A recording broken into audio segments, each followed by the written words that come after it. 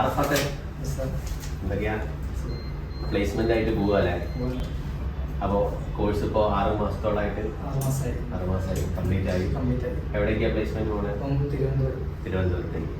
എങ്ങനെ ഉണ്ടായിരുന്നു ഈ 6 മാസം സെൽഫോണിക്സിൽ? എന്തായിരുന്നു എക്സ്പീരിയൻസ്?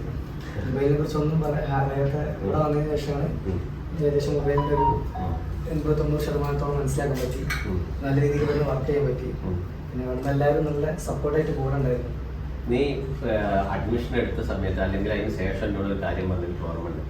അതായത് ഒരു 2-3 വർഷം നമ്മുടെ എൻക്വയറി നടത്തിയിട്ടുണ്ടായിരുന്നു അല്ലേ? ഒരു 2-3 വർഷം 4 വർഷത്തിന് മുകളിലായിരുന്നു ഞാൻ എൻക്വയറി നടത്താൻ വേണ്ടിയിട്ട്. ഞാൻ ഗൾഫിലായിരുന്നു.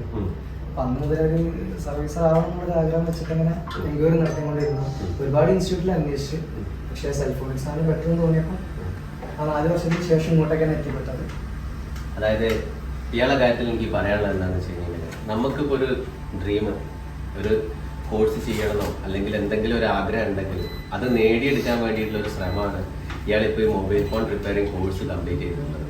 കാരണം 3-4 വർഷം മുൻപേ മൊബൈൽ ഫോണിൻ്റെ കോഴ്സ് പഠിക്കാൻ വേണ്ടിയിട്ട് എൻക്വയറി നമ്മളെടുത്ത് നടത്തിയാളാണ്. ഇടയ്ക്കിടയ്ക്ക് നടത്തും അല്ലേ? ഇടയ്ക്കിടയ്ക്ക് നമ്മളെടുത്ത് വിളിച്ചിട്ട് കോഴ്സ് എങ്ങനെയാണ്. അപ്പോൾ അപ്പോഴൊക്കെ ചെറിയ ഫിനാൻഷ്യൽ പ്രശ്നം കൊണ്ടോ പല കാരണം കൊണ്ടും കോഴ്സിന് വരാൻ ഇയാൾക്ക് കഴിഞ്ഞില്ല. ഇപ്പോൾ നമ്മളടുത്ത് വന്ന് കോഴ്സ് കംപ്ലീറ്റ് ചെയ്ത് പോവുകയാണ്. ഏതായാലും ഇങ്ങനെ തന്നെയാണ് വേണ്ടത്. എന്ത് ആഗ്രഹം ഉണ്ടെങ്കിലും അത് സാധിക്കണം, അതിനു വേണ്ടി ശ്രമിക്കണം. ഇപ്പോൾ ഏതായാലും ഒരു മൊബൈൽ ഫോൺ ടെക്നീഷ്യൻ ആയിട്ടുണ്ട്. ഇനി ഇതൊരു തൊഴിലാക്കിയിട്ട് തന്നെ ഈ ഫീൽഡിൽ തന്നെ കണ്ടിന്യൂ ചെയ്യാം, അതിൽ അപ്ഡേറ്റ് ചെയ്യാം, എന്താവശ്യങ്ങൾക്കും നമ്മളെ വിളിക്കാം. Okay. Cellphonics, Institute of Mobile Phone Technology,